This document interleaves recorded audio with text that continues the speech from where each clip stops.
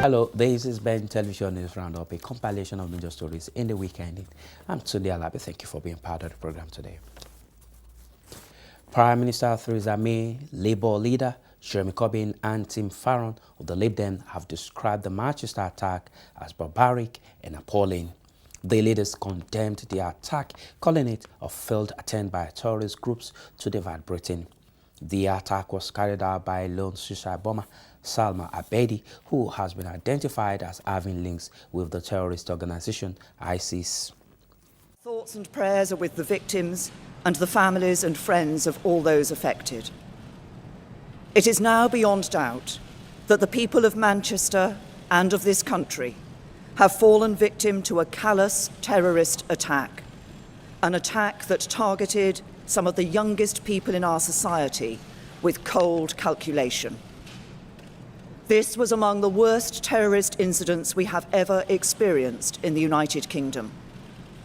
And although it is not the first time Manchester has suffered in this way, it is the worst attack the city has experienced and the worst ever to hit the north of England. The police and security services are working at speed to establish the complete picture, but I want to tell you what I can at this stage. At 10:33 last night, the police were called to reports of an explosion at Manchester Arena in Manchester city centre near Victoria train station. We now know that a single terrorist detonated his improvised explosive device near one of the exits of the venue, deliberately choosing the time and place to cause maximum carnage and to kill and injure indiscriminately. The explosion coincided with the conclusion of a pop concert, which was attended by many young families and groups of children. All acts of terrorism are cowardly attacks on innocent people, but this attack stands out for its appalling, sickening cowardice, deliberately targeting innocent, defenseless children and young people who should have been enjoying one of the most memorable nights of their lives. As things stand, I can tell you that, in addition to the attacker, 22 people have died and 59 people have been injured. Those who were injured are being treated in 8 different hospitals across Greater Manchester. Many are being treated for life-threatening conditions. And we know that among those killed and injured were many children and young people. We struggle to comprehend the warped and twisted mind that sees a room packed with young children not as a scene to cherish, but as an opportunity for carnage. But we can continue to resolve to thwart such attacks in future, to take on and defeat the ideology that often fuels this violence, and if there turn out to be others responsible for this attack, to seek them out and bring them to justice. The police and security services believe that the attack was carried out by one man, but they now need to know whether he was acting alone or as part of a wider group. It will take some time to establish these facts, and the investigation will continue. The police and security services will be given all the resources they need to complete that task.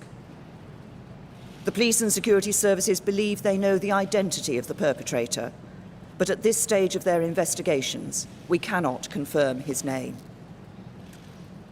The police and emergency services have, as always, acted with great courage, and on behalf of the country, I want to express our gratitude to them.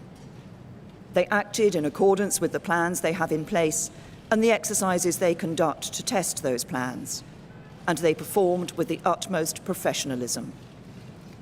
400 police officers were involved in the operation through the night, and many paramedics, doctors and nurses have worked valiantly amid traumatic and terrible scenes to save lives and care for the wounded.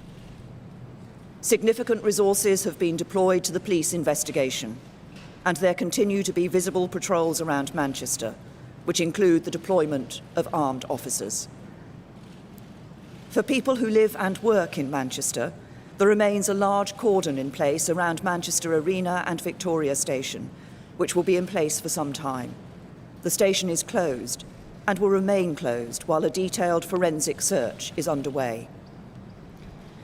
We know that many friends and relatives of people caught up in the attack are still trying to find out what has happened to their children, brothers and sisters, parents and loved ones. So please, think of those people who are experiencing unimaginable worry, and if you have any information at all relating to the attack, please contact Greater Manchester Police. And we must support those people that have suffered so much, those families that have lost young ones, those families that still don't quite know what is happening with their own children. This is the most terrible and traumatic time. In these circumstances, we have to come together. In these circumstances, a city and a community comes together in solidarity and in strength. So we carry on. We don't allow these attacks and these people to divide us or prevent us from leading the decent, normal lives that we all want to lead. I spoke to the Mayor of Manchester, Andy Burnham, about this overnight as well, and he sent out a very strong statement saying exactly that. And he also thanked cities all around the world that have sent their solidarity to Manchester today, as indeed I do myself. And your message to the families of those involved? I'm terribly sorry and terribly sad for you. There can be nothing worse than losing a child in a situation like this. We have to put our arms around them and support them, not just today, but in all the very difficult days to come, because trauma like this doesn't go in a day or two. It's there with them for the rest of their lives. We have to give them all the support we possibly can. Just hours after the devastation of that terrorist outrage, people stood together in that community, in that big Albert Square, jam-packed with people. People have come from miles. I talked to an elderly couple. They come from miles, they said. I said, where from? From Oldham. Well, that can be miles away from Manchester from one point of view. It was just a wonderful experience of seeing people coming together. And it occurred to me as I walked through the streets afterwards, talking to people and just observing what was going around. I bumped into people who were going into gigs, sat outside bars, carrying on as normal. I was proud of them. It struck me. But what also strikes me is almost by the hour now, we get the name of another child. Maybe some of them are adults, but they're all someone's children. Dead. People whose lives have been lost. Another family, utterly, utterly shattered. And it's heartbreaking. My kids each know somebody who was there on that night. And for all of us, it feels beyond devastating, beyond heartbreaking. But here's the thing. You see, we will remember those 22 children. We will remember every single one of them, and we will stand by their families. We will put our arms around them. They will be never forgotten, but the terrorist will. You see, here's the thing.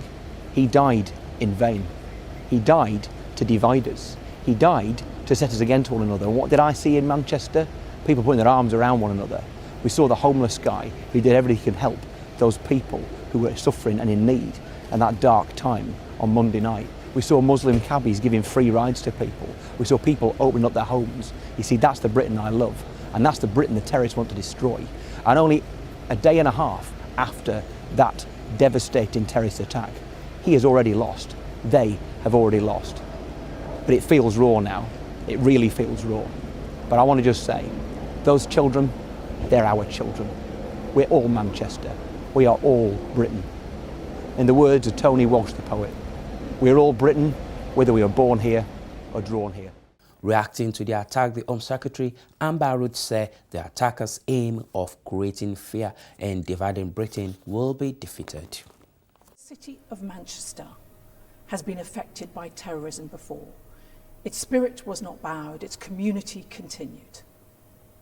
This time it has been a particular attack on the most vulnerable in our society. Its intention was to sow fear, its intention is to divide, but it will not succeed. Meanwhile, a family who witnessed the attack which killed 22 people and injured several others said that there was initial pandemonium before people realized it was a terrorist incident. All of a sudden we heard a bang, but it sounded like an echo, so we kind of looked at each other like, is that something? No, it can't be. And then we were like, no, that's definitely a balloon. and then everything kind of went calm for about 5 or 6 seconds. And I mean, everyone in the arena was just, it was scarily Quiet. still. Yeah. And then all of a sudden that was it. There was pandemonium everywhere. People were sort of moving from the exit that they'd originally trying to get Coming out right of down the stairs. and coming down to our neck of the woods, if you like. So there was a great big bottleneck. Yeah. Everybody's pushing, everybody's shoving, the shoes being lost, phones being dropped. I mean, we bags saw and- one girl who literally skimmed the top of the chair. She went straight over the stairs because she was just so panicked to get out. Also, the U.S. President Donald Trump and Israel Prime Minister Benjamin Netanyahu have offered their condolences to the victims of the Manchester attacks, even as the relationship between the UK and the U.S. came under minor strain following a leak to the U.S. media of information on the attack shared with America. I would like to begin by offering my prayers to the people of Manchester in the United Kingdom. I extend my deepest condolences to those so terribly injured in this terrorist attack, and to the many killed and the families, so many families, of the victims. We stand in absolute solidarity with the people of the United Kingdom.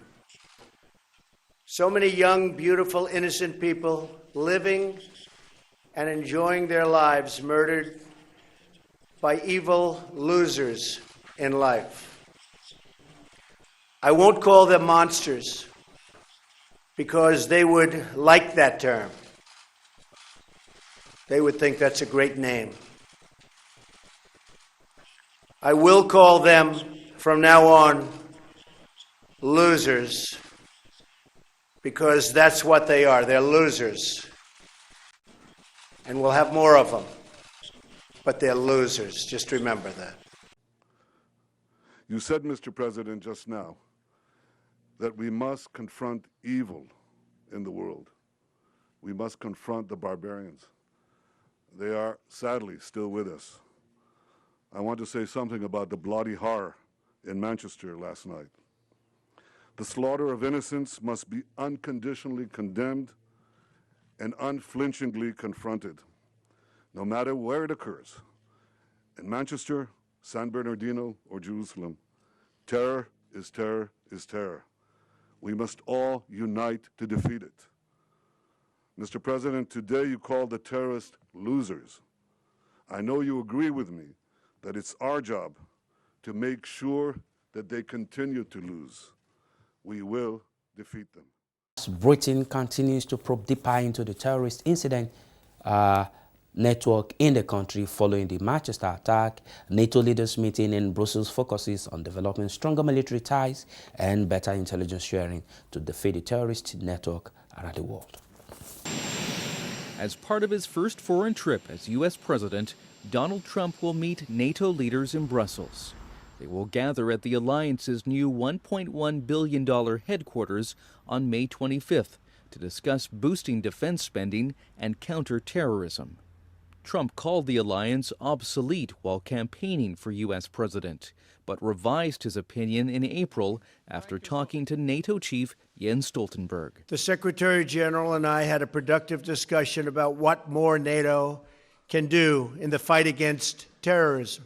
I said it was obsolete. It's no longer obsolete. We must also ensure that NATO members meet their financial obligations and pay what they owe. Many have not been doing that. All of NATO's 28 member nations have promised to spend 2% of GDP on defense by 2024.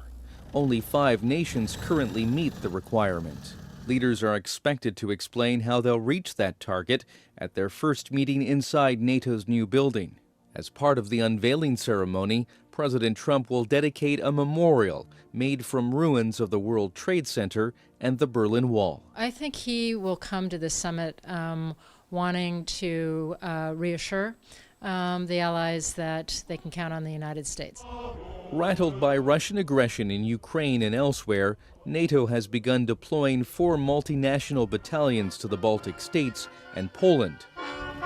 The Brussels meeting will take place against the backdrop of ongoing U.S. probes about possible links between the Trump campaign and Russia. The U.S. president wants the alliance to focus more on the battle against Islamic State militants. Individual NATO countries are already part of the U.S.-led coalition in Iraq and Syria, but the alliance could provide training to Iraqi security forces. By joining the coalition, NATO could send a clear message of political support to the coalition. It's also very important to underline that this is not about NATO engaging in any kind of combat operation. Trump won't be the only new leader at the gathering. Emmanuel Macron, who won the French presidential vote earlier this month, will also attend and will have a one-on-one meeting with Trump. German Chancellor Angela Merkel will be there as well. After meeting her in March, Trump tweeted, "Germany owes vast sums of money to NATO, and the United States must be paid more for the powerful and very expensive defense it provides to Germany." There's I think, I wouldn't say an entertainment value, but a sort of almost a dread value of what is he going to do? Is he going to do something brilliant or disastrous? Remembering that Trump once described Brussels as a hellhole, some residents of the city are planning to welcome the U.S. president with a protest march. Security in the Belgian capital will be tight. More than 2,000 police officers and military personnel will be deployed for the NATO leaders' one-day meeting. And with that story, we conclude the news roundup for this week. Thank you for being part of the program. I'm Tunde Alabi. Enjoy the rest of your week. Bye. As part of our continued efforts to reach the African and other ethnic communities in the United Kingdom with greater impacts and create a platform to hear your silent and unheard views in this hugely growing community in the United Kingdom, our channel, Ben TV, presents to you another live current affairs television program. Our focus on the program is to review and discuss issues around the diaspora community in the UK. The program offers you that unrestricted voice on issues affecting you in the UK. Join us live every Monday at 10 a.m. to 12 noon. Another business segment of Dialogue in Diaspora, 2 to 3 p.m. every Monday. But guess what? You can be part of the program. Just send us an email at bentelevisionuk@gmail.com. Dialogue in Diaspora, your voice, your opinion on our TV.